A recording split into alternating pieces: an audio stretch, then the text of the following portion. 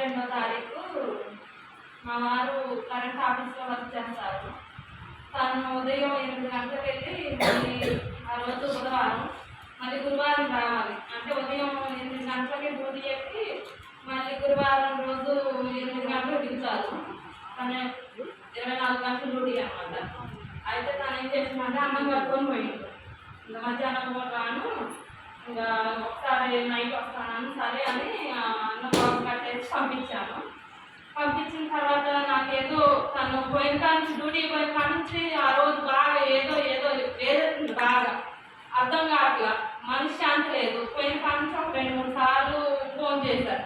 Phone చేసిన తర్వాత పడుకున్నా, 1 గంట అయింది, అన్నం తిని పడుకున్న తర్వాత మళ్ళీ చేశారు ఫోన్ ఎత్తలా.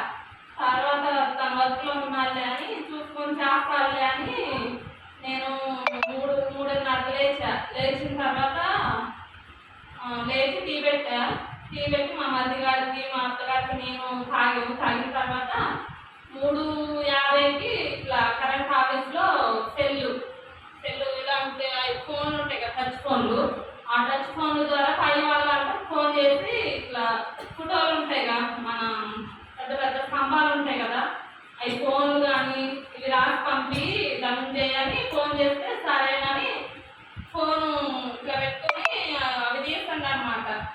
ట్రాన్స్ఫారాలు ఉంటాయి కదా ఆఫీస్లో, అవి పెద్ద లైన్ అంటుంది.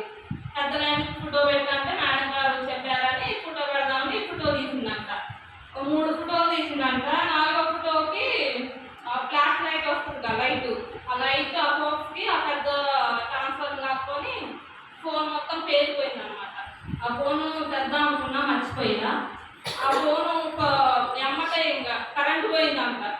ఏమని చెప్తాను, కరెంట్ ఉంటే మనిషి కూడా ఎమ్మటే స్పాట్ అయ్యేవాడంట.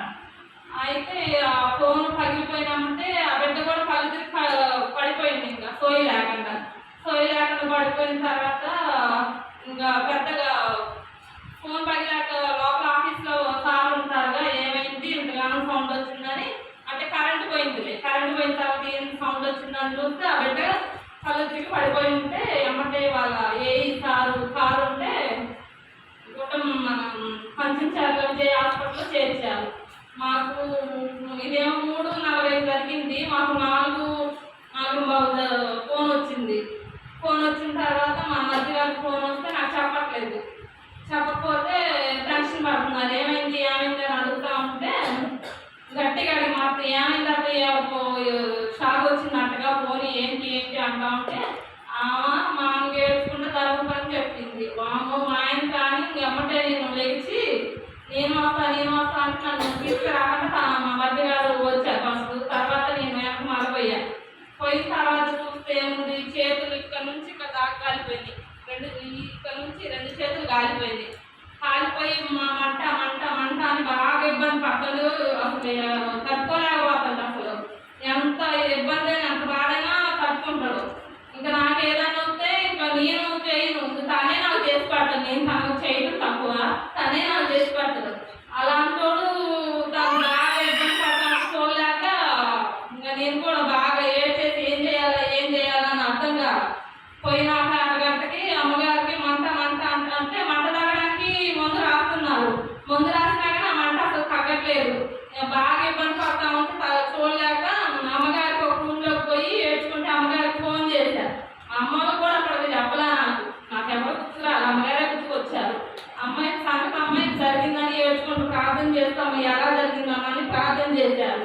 మళ్ళీ చేశాం. మా ఇట్లా బాగా బాధపడుతుంది, మళ్ళీ ప్రార్థన చేయాలంటే మళ్ళీ చేశాక అమ్మగారు ప్రార్థన చేశాక ఒక 20 నిమిషాలు 1 గంటకి ఆ మంట అనేది సెట్ అయింది. అప్పటికి 5:30 అయింది. అమ్మగారిని 4:40 చేస్తే చిన్నగా ప్రార్థన 2-3 సార్లు అమ్మగారు మళ్ళీ నాకు 3వసారి అమ్మగారికి ఫోన్ చేసి మళ్ళీ ప్రార్థన చేశారు.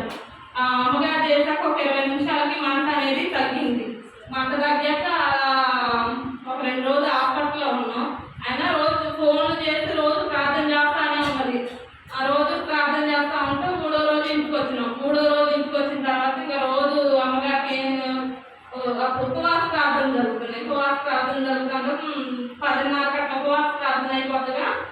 అమ్మగారు బిజీగా ఉన్నా ఎలా ఉన్నా కానీ నేను ఫోన్ చేసేదాన్ని 9:30 టయానికి. మళ్ళీ అమ్మగారు ప్రార్థన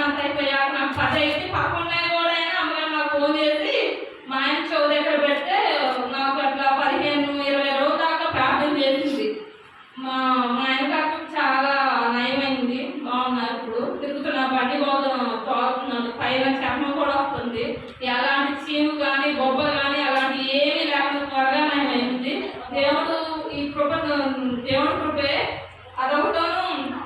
దేవుడి చెప్తాన ఇలా కరెంట్ పోవడం వల్ల నా అదృష్టం అంటే ఫోన్ పగిలినప్పుడే కరెంట్ పోవడం. కరెంటు ఒకవేళ ఉన్నట్టయితే ఆ లైన్లో మనిషి కూడా ఉండకపోదును. దాన్ని అసలు ఊహించుకుంటే నాకు భయం వేస్తుంది. దేవుడు సాక్షి దీవించుగా. ఆమేన్.